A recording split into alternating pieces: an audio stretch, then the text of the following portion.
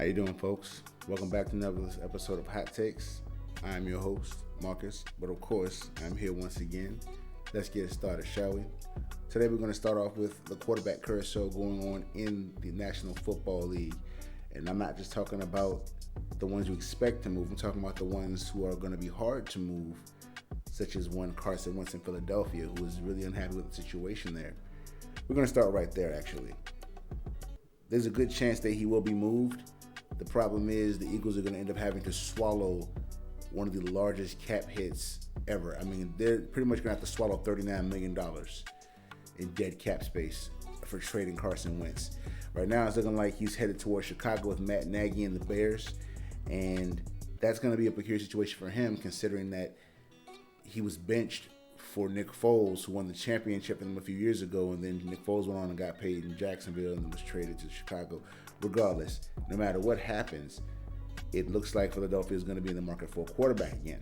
Speaking of the market for quarterbacks, I usually don't like talking about this team because they're my biggest rival. I am a Washington football fan, and nothing I hate more than talking about the Cowboys, but I don't mind talking about it this time. So, one Dak Prescott is currently a free agent, well, restricted free agent at that. He is not under contract with the Cowboys as of this very second. He may be getting ready to sign a one-year franchise tag, which would put him way above the market, at least for this 1 year. Dak Prescott has had an ongoing thing with Jerry Jones and the Cowboys, where Jerry Jones is saying, I'm looking at $35 million a year, and Dak said, I want 40. And they've been debating whether he's worth that extra $5 million per year. Well, with the way the Cowboys performed this year, I'm not just talking about offensively, but defensively as well, they showed that Dak Prescott is actually more important to their squad than previously thought. I mean, when he was healthy, they weren't doing so well, but they were in games because Dak was carrying them. And when he went out, it kind of all fell apart. The only reason they still won some games was because they had enough on offense to still move the ball. And honestly, let's be real about it. This wasn't the best year for football in general. Forget about COVID. This is just an injury-stricken year for the entire league. It's not going to be the same next year. Now, if he does sign that franchise tender with the Cowboys and they don't get a long-term deal done before a certain period of time before the season starts, next year he's going to be worth much more than $40 million, because unlike other positions in the NFL, the quarterback market, the cap only goes up. So what you really want to do is you want to figure out who your franchise guy is, sign them for a hometown discount for what they're worth at that very moment, instead of letting them hit the market. Because when they hit the market, it doubles, it triples, and their entire it's possible to keep. As a Washington football fan, we ran into that situation with Kirk Cousins a few years ago, and I'm so glad that we got that under control, because sometimes it's best to let somebody walk. And Dallas might end up inadvertently having to let Dak walk, and whoever picks him up is either going to get a slight discount, because let's be honest, I actually have the current NFL cap table right here in front of me, and every team is not going to be able to afford Dak Prescott and make their team better. The top 5 teams with the most cap space going into this offseason are the Jacksonville Jaguars, the Indianapolis Colts, New York Jets, New England Patriots, and my Washington football team. Now, my Washington football team we're going to have about $38 million in cap space. Now, do we need a quarterback? We absolutely do need a quarterback. But, like I've said in previous episodes, I would say bolster the defense, get a few more weapons on offense, and then at that point, it doesn't really matter who the quarterback is, so long as they're competent enough to not throw the game away, you'll be fine. Honestly, at this point, I would say get a veteran receiver, another tight end, maybe through the draft, or maybe another veteran tight end to kind of stand alongside Logan Thompson, who was really great this year, and fix the defensive backfield. At that point, you can either have Taylor Heineke from last year or Kyle Allen step in, and if you don't feel like one of those guys, who you want, you can get there's going to be plenty of stopgap kind of players. If you want to take a shot at getting a real quarterback, or a guy who's going to be around for the next 4 to 5 years, there are going to be plenty of guys available. Right now, it looks like in Las Vegas that both Derek Carr and Marcus Mariota are both available, because John Gruden doesn't seem to be settled on who's going to be the guy, or either one of them are going to be on the team at all this year. So that's always something out there. Cam Newton is still going to be on the market. Like I said earlier, Carson Wentz is looking to be moved, and Deshaun Watson is the biggest story in the league right now. He wants out of Houston, and they're doing everything they can to not let him go. They're driving they're driving the market so high that nobody wants to really bid. Like when Matthew Stafford was traded from Detroit to LA, he was, let's keep it 100 with you, he was not worth what he was traded for. The amount that Detroit Lions got back, that was highway robbery. But apparently the LA Rams think that they're going to the Super Bowl like next year or the year after. Because I'm going to be honest with you, he's a 32-year-old quarterback. Time-wise, not ability, time-wise, his window is like this big. Like, it's not very big. So you've got like 2 years, 3 years max to get to the Super Bowl and win one. Other than that, I mean, he's pretty much been spent in Detroit. If I am Ron Rivera and the Washington football team, I'm looking for either a stopgap quarterback or I'm going forward with one of the two guys that I have still in my stable. If I'm bringing anybody in, listen, everyone's saying that Cam Newton can come play for Ron Rivera. I'm going to be honest with you, I don't like the idea.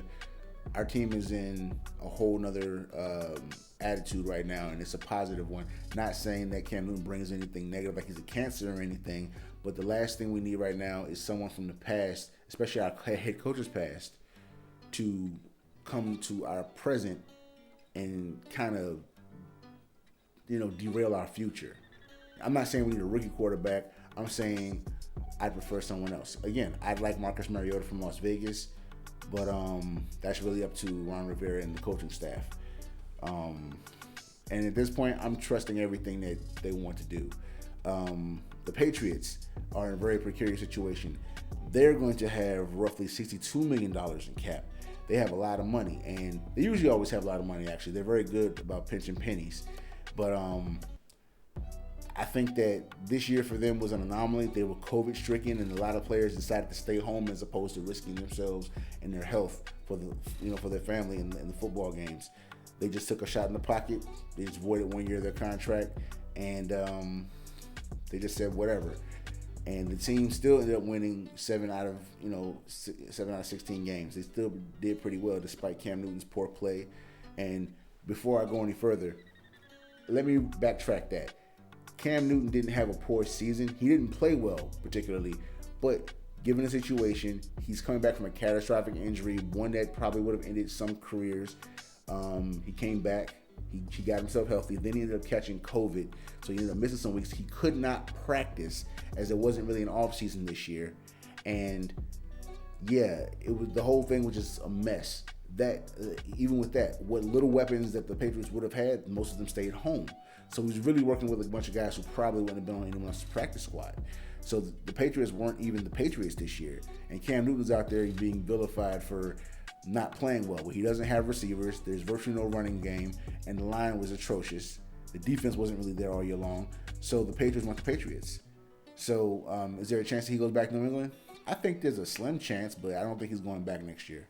They're probably going to be in the market for a rookie quarterback more than likely, because much like a ever savvy chess player,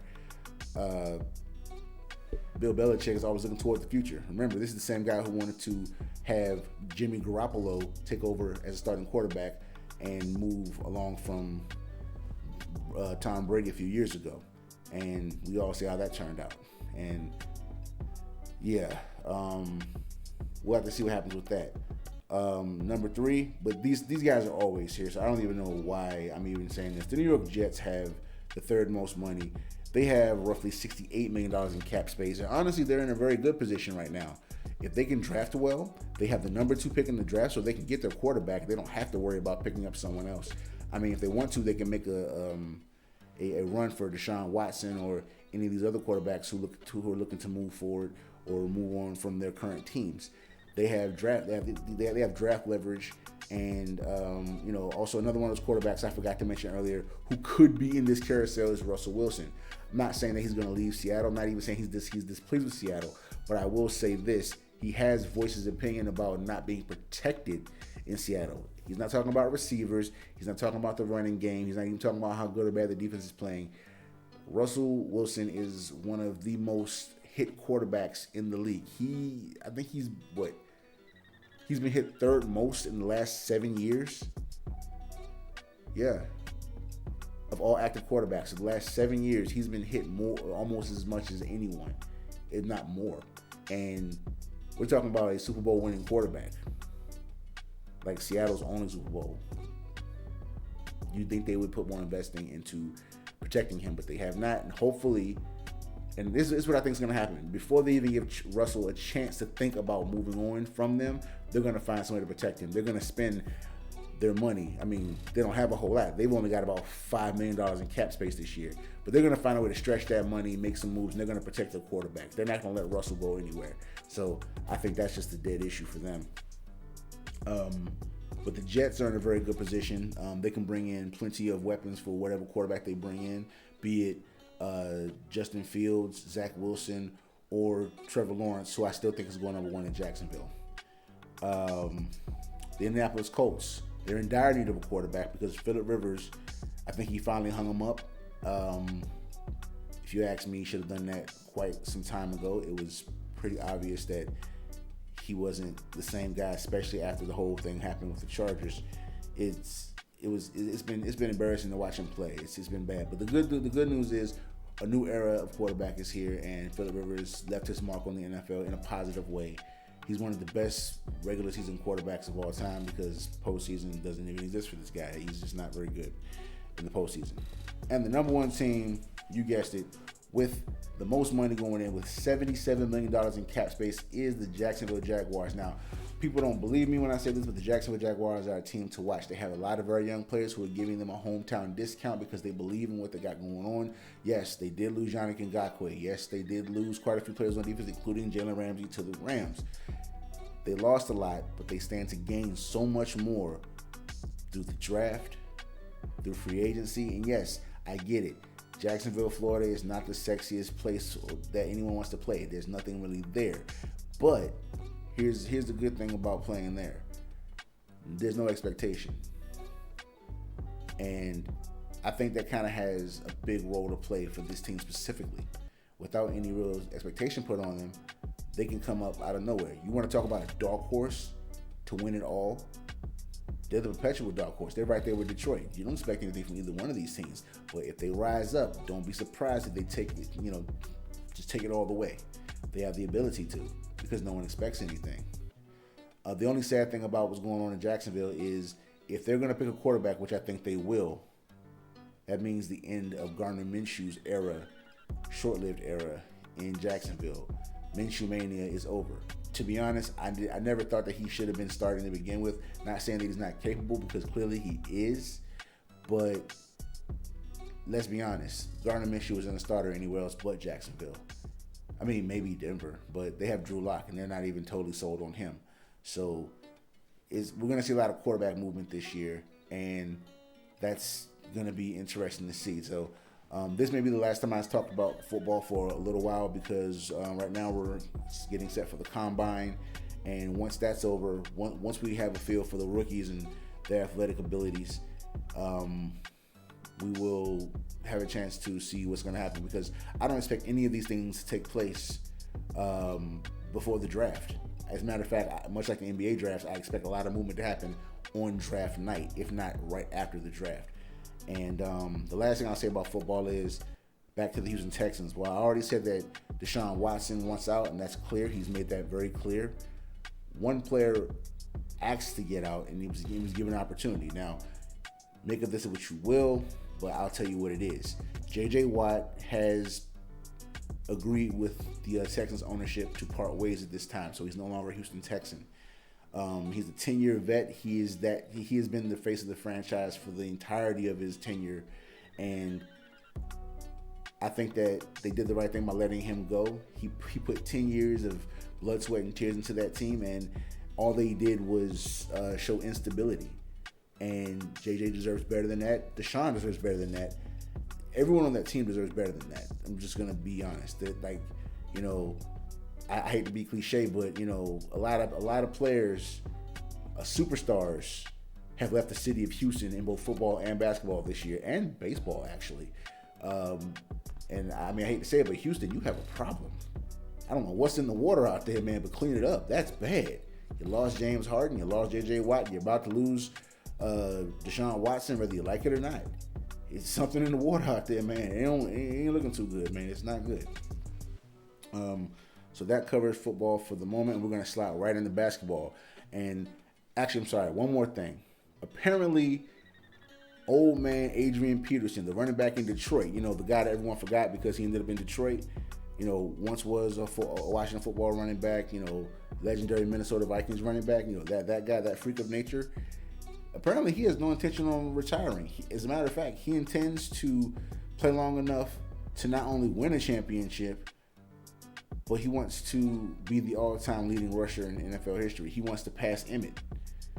And honestly, he doesn't show any signs of slowing down. So, I mean, he doesn't have that far to go. So, hey, more power to him. But, hey, running backs usually have a very short shelf life. He's already exceeded that, so that is what it is. So, like I said, moving on to the NBA. Speaking of carousels and free agency, I'm going to do two things on tonight's show. One of them is I'm going to fix the Cleveland Cavaliers for you because I had a lot of fun fixing Washington and Brooklyn last week. But before I get to that, these are the players who are going to be moved very, very soon, if not by trade, but by buyout. And those players are Andre Drummond. I mentioned him last week. Andre Drummond is being benched. Well, not benched, but he's being told that he's inactive until they find a trade partner or they come to a buyout in Cleveland. Now, I did warn everyone, be aware of this. If he leaves Cleveland in a buyout, he's going to go play for Brooklyn on a veteran minimum contract. Andre Drummond is an absolute beast in the paint. Now, his only real issue is he wants to be more, he wants to do more. And who wouldn't want to do more? I mean, everyone wants to be capable of being one of the better players, but let's be honest. When he wants to, he can be the equivalent of what Shaq was when he was playing in his best days. I mean, if Andre Drummond wants to, he can give you 20 points and 20 boards every single night. But he has to buy into the system. And honestly, the writing was on the wall. When Cleveland made that trade with Brooklyn and they acquired Jarrett Allen. Well, Jarrett Allen is a younger, more efficient and athletic version of Andre Drummond. There's no need for Andre Drummond. At that moment, the writing was on the wall, and I was just waiting to see what happens. Another player who is in the same situation is one Blake Griffin in Detroit. He himself has also come to an agreement with Detroit Brass to part ways at some point. So basically, he's also inactive, and they're looking for a trade partner. Now, it's going to be easier to get rid of Andre Drummond because he's on a one-year deal and he's owed roughly $28 million. That's a large amount of money, but in a buyout, they can give him most of his money, and he can go somewhere else and get the rest of it and play on a minimum deal. So if Cleveland were to give Drummond, say out of that $28 million, say if they gave him $19 to $25 million, he didn't lose anything, honestly. Okay, that's fine. He'll go play for someone else and make next to nothing. He's already got his money for the year. But now, on the other hand, Blake Griffin's contract is much more substantial, and he has an opt-in for the following year. So this year, he's scheduled to make $36 million, and the following $39 million. Whoever trades for him, because I doubt that Detroit is going to try to buy him out, because that's a pretty penny. That's almost $80 million that he's owed over the next 2 seasons.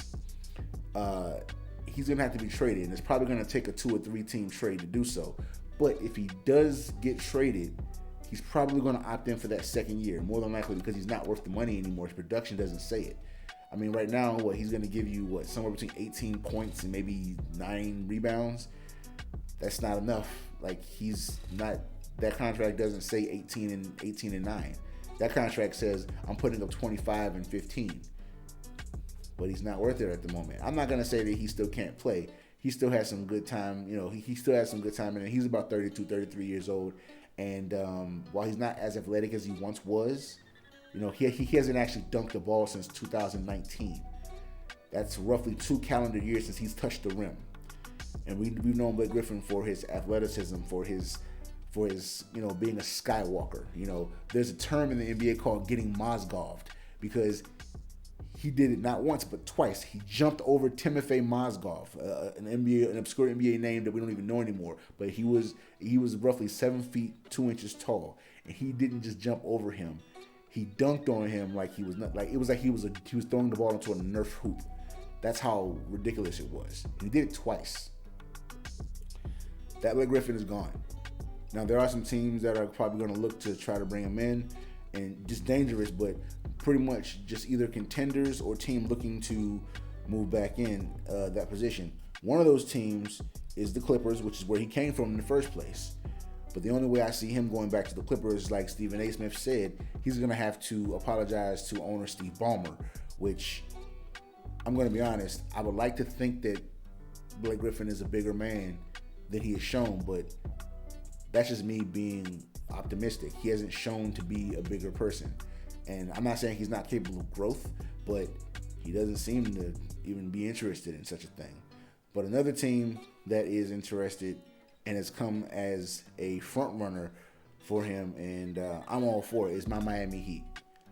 While I would love to have Blake Griffin on my team, if it's going to cost me a player such as Tyler Hero or Duncan Robinson or even Kendrick Nunn, I don't want any parts of it. Personally, I think we need a combo guard.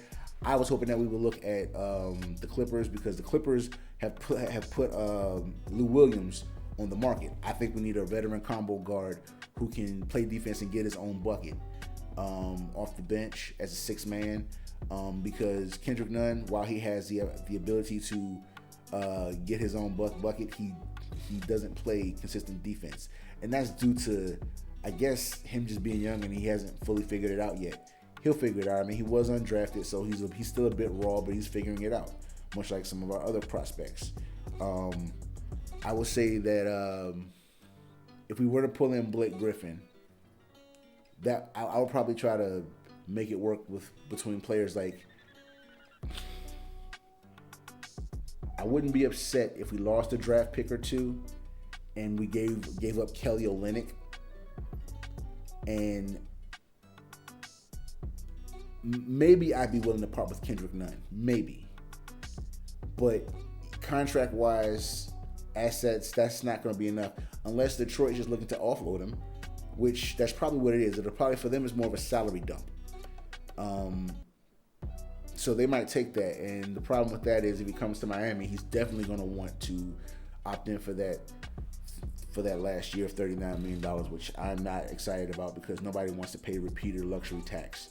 Because if he comes to the team this year, he's going to put us on luxury tax, and if he opts in next year and we can't move him, that's a repeat tax, and the repeat tax is, I'm not entirely sure what the number is this year, but in the past it's been something like an extra $10 to $15 million on top of what you're going to spend on the cap on the players and staff this year is.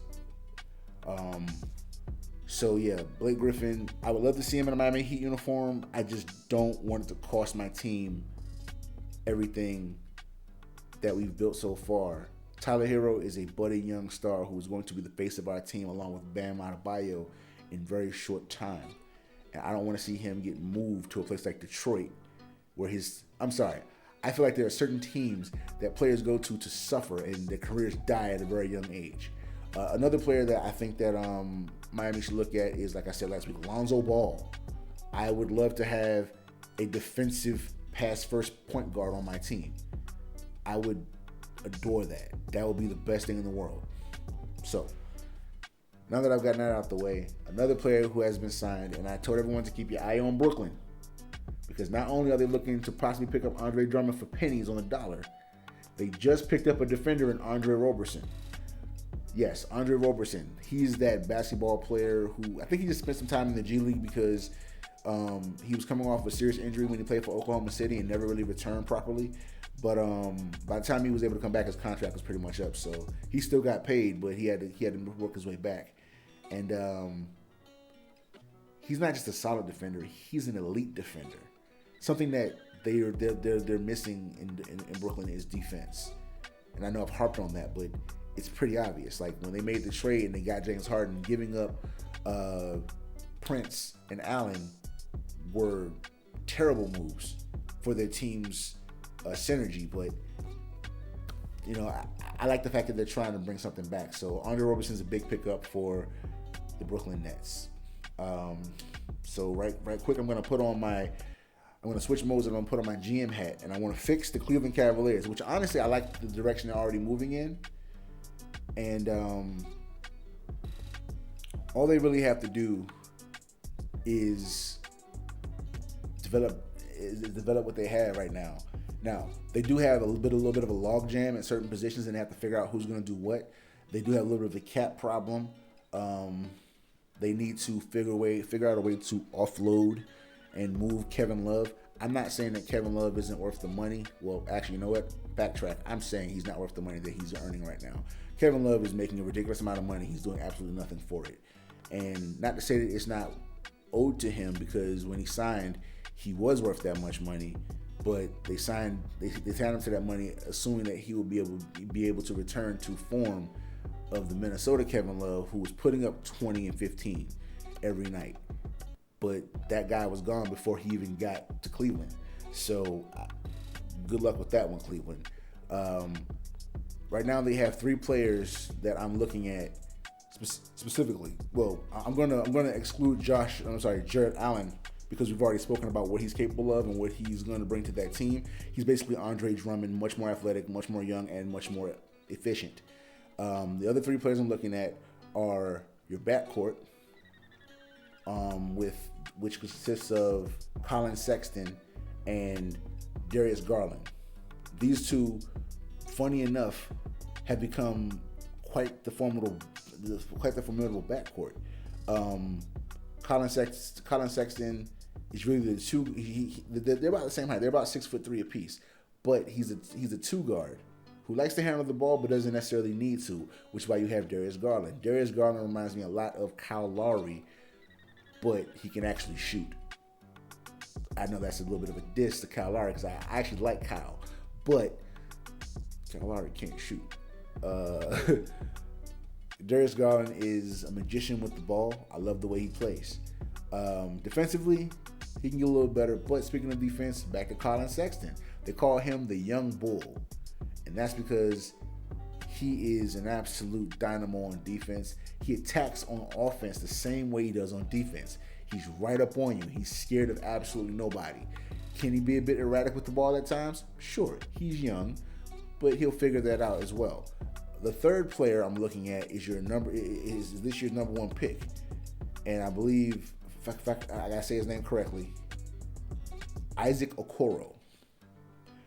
Initially, I picked him or Obi Toppin to be this year's Rookie of the Year, because I figured they would be getting a lot of play. I didn't expect LaMelo Ball in Charlotte to get the burn that he's getting right now, but with the injury to I think it was Devontae Graham or was it Terry Rozier, one of those 2 took an injury. And that forced, Devontae Graham got injured, and that forced Coach James Borrego's hand to put LaMelo Ball into the starting lineup, and he is not disappointing. As a matter of fact, he's shown that maybe he should have been the number 1 pick as opposed to the number 3 pick in this year's draft.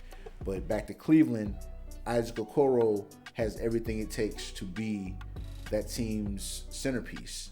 They just have to nurture him properly. And if they can do that, they already have a 5. Now, I think that they have the power forward position kind of sewn up with Larry Nance Jr. They have had it for a little while. Once they traded him from the Lakers to the Cleveland Cavaliers, I think that it was pretty obvious that Larry Nance Jr., the son of Larry Nance, should be the power forward going forward. Super athletic. Defensively in the paint, he's one of the best, most efficient. I won't say he's one of the best. He's one of the most efficient paint protectors they've had in quite some time, and he has been able to stretch the floor out on offense. He can take a 3 every now and again. I'd say he probably hits it at about a 35% clip. Considering he might only get 2 or 3 a night, that's not bad. I think they need to utilize him a little better. Their bench is a little in question, but most teams have a questionable bench at the moment, despite COVID. All they have to do is figure out how to put these pieces together. Cedi Osman, who they've been starting, I think that's a mistake. Now, prior to picking up Isaac Okoro in this year's draft, Cedi Osman would have been a great starter. The problem is he lacks athleticism, and that's kind of necessary to play the 3 in the league. You know, especially if you're going to be a starter. Let me just make that obvious. If you're going to be a starter in the league, you have to be athletic to play the three. If you're not going to be athletic, you better be able to shoot the lights out. Okay, you got to be able to do so. Because if not, you're not going to make it very far. And that's all I have for the Cleveland Cavaliers fixing them. There's not a whole lot to be done there, but they definitely need to do something right. They have the pieces they need. They have all the draft capital. They have all the necessary moving pieces, especially if they want to make a move at the deadline. They can do so. They just need to loosen up the cap and nurture what they have. They have four or five really great pieces. And if they want to hold on Cedi Osman, there's your sixth man, because he can definitely shoot. He's just not very athletic. He kind of reminds me of a younger, somehow less athletic Joe Ingles. And I like Joe Ingles. But Joe Ingles is probably the least athletic player I've ever seen play basketball. Like, not just in the NBA, just period.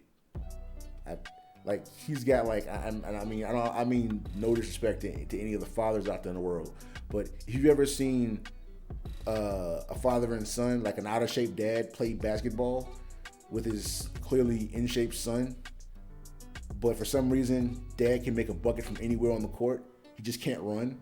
Yeah, that's Joe Ingles. I don't get it, but it works. So speaking of Joe Ingles and the Utah Jazz, they are the best team, not just in the West, in the league right now. So watch out for Utah. Those guys are crazy. And as Stephen A. Smith said, I have to co-sign this because he doesn't need my co-sign, but I'm going to say it. Donovan Mitchell is Dwayne Wade 2.0. Like, we lost Dwayne Wade to retirement and didn't even realize that we had Donovan Mitchell who had already taken his spot.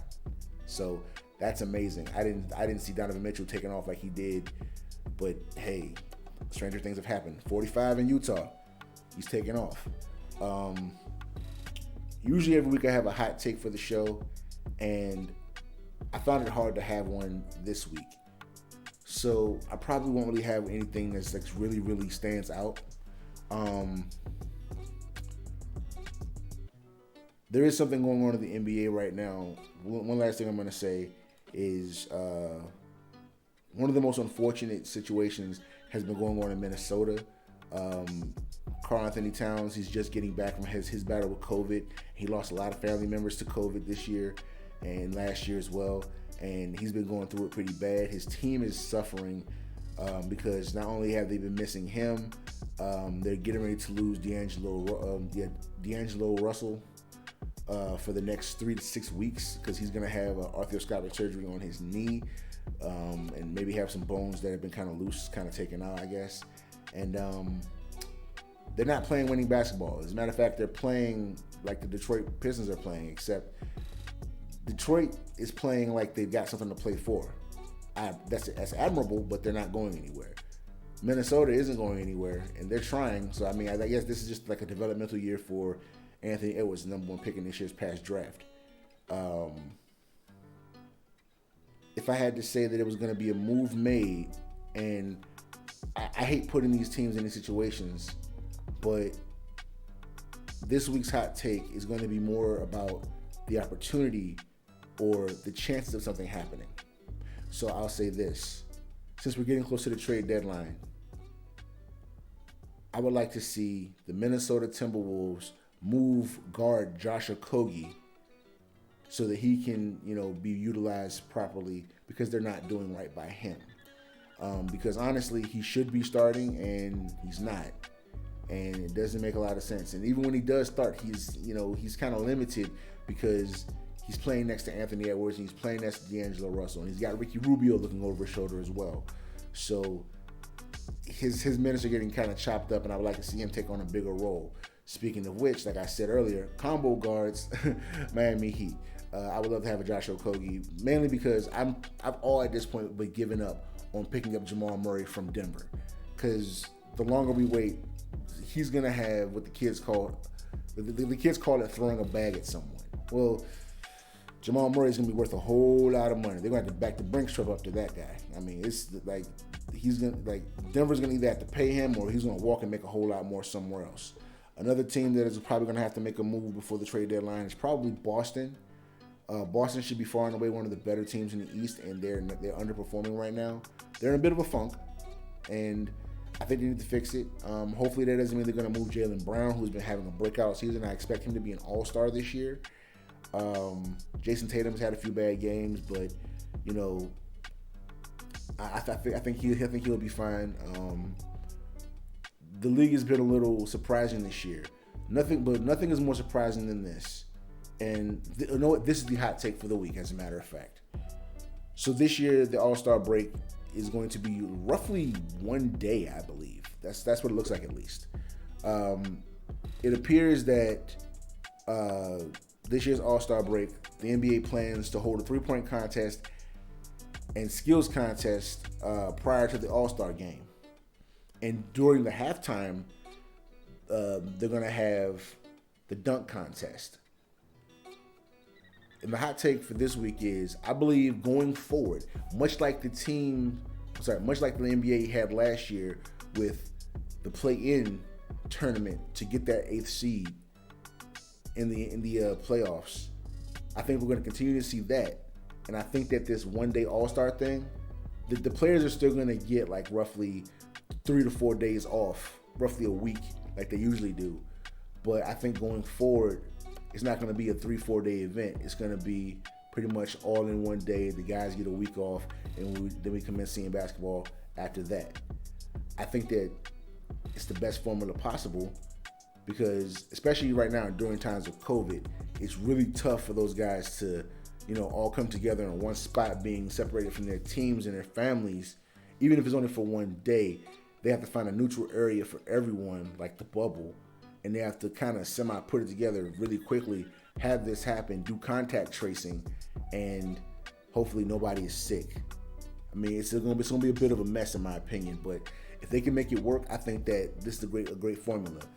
Skills competition, and honestly, to me, in the past, having a 2 or 3 day event for just an all-star game that no one actually watches because it's not really competitive, a skills competition that no one's really paying attention to because it's just a bunch of guys passing and dribbling the ball and running as fast as they can. And three-point contests and dunk contests are probably the two most watched things. The dunk contest because everyone loves to see the show, and the three-point contest because everyone wants to see who can beat Steph Curry. That's pretty much what it comes down to. Are you a better shooter than Steph Curry, and who can jump the highest and put a ball through a hoop? I don't think it requires 3 days. So I think that this new formula they're going to go with this year is going to be the one they're going to continue to run with. And hopefully with all these changes in the league we're going to be seeing soon, one more change I would love to see, and I know Adam Silver has hinted at it, but he's not committed to it, which I really hope he does. Bring basketball back to Seattle, please. Expansion draft. It's time for Seattle to have basketball again. Bring back the Supersonics. And while you're at it, I don't know, bring back another team for the East. It doesn't really matter at this point. I mean, honestly, it'll be too easy just to kind of push the Pelicans to the East because, I mean, they're pretty much in the East as it is. They're in New Orleans. And just, bring back Seattle, and there's your Western team. And the only problem is I know that'll make the league a little uneven, so you'd have to have another team. But that's fine. I mean, that's pretty simple. So, with all that being said, this has been another episode of Hot Takes. Hopefully next week I have a little bit more for you, but it's supposed to be kind of dragging this week. So, I kind of had to get a little creative. But until then, stay up, folks. This has been Hot Takes. I'm out.